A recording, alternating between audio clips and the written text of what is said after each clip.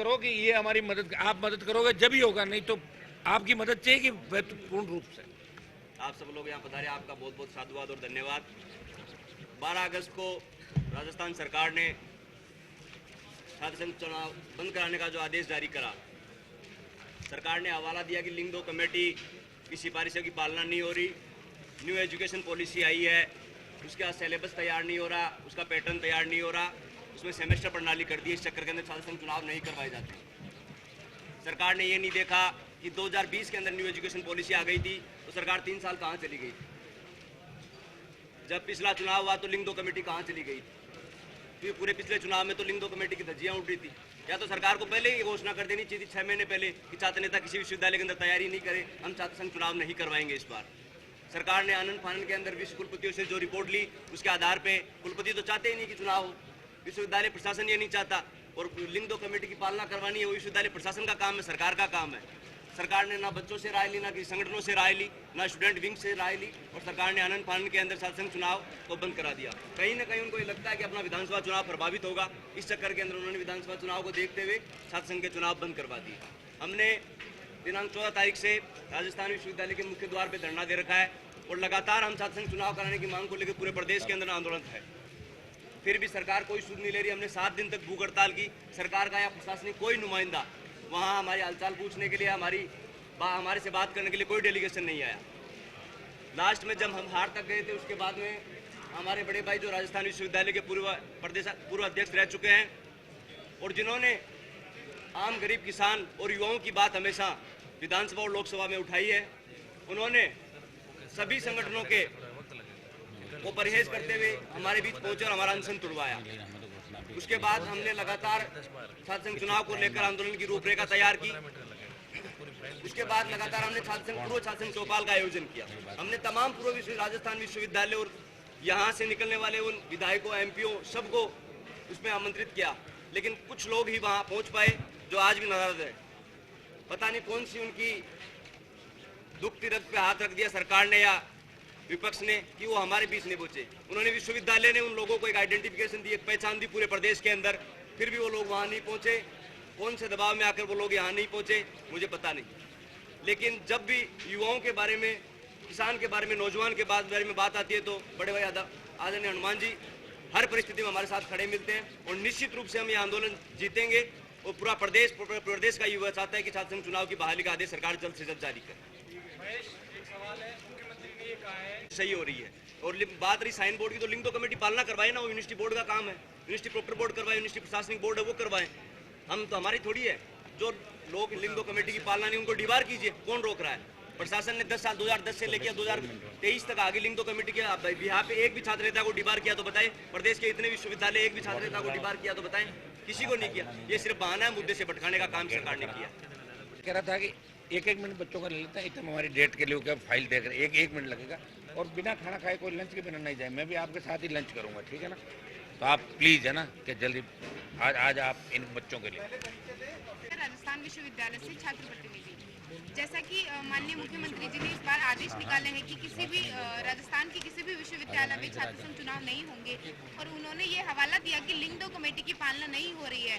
तो मैं माननीय मुख्यमंत्री जी से ये पूछना चाहती हूँ कि जिस प्रकार से लिंग 2 कमेटी जब से बनी है, उस बीच में काफी छात्र संघ चुनाव हुए हैं, और हर बार के चुनाव में बहुत पैसा खर्च होता है, लेकिन इसी बार के चुनाव में उन्होंने लिंग 2 कमेटी का हवाला क्यों दिया? और जिस तरीके से लिंग 2 कमेटी छात्र संघ चुनाव में मायने रखती है, उसी प्रकार से जो आने वाले एमएलए के चुनाव, एमपी, उनमें भी कुछ सीमा निर्धारित होती है पैसे की, तो उन सीमा पर कोई बात नहीं होती। जबकि जिस तरीके से आज हम जयपुर की सड़कों को देखें तो हर सड़क पर आपको मुख्यमंत्री जी के पोस्टर मिल जाएंगे, तो उनकी भी कुछ सीमा होती है, और उस सीमा के बारे में कोई बात नहीं करता है। कहीं ना कहीं इसका महत्वपूर्ण रीजन ये है कि जिस प्रकार से 5-6 चुनाव से लगातार हर विश्वविद्यालय में निर्दलीय अपना दबदबा बना रहे हैं, और जिस प्रकार से एनएसयूआई और एबीपी दोनों ही जो छात्र संघ की कुर्सी पर है नहीं बैठ पा रही है, कहीं ना कहीं विधानसभा के आने वाले चुनाव में इसका बहुत बुरा परिणाम होता कि अगर एनएसयूआई इस बार के छात्र संघ चुनाव हारती तो,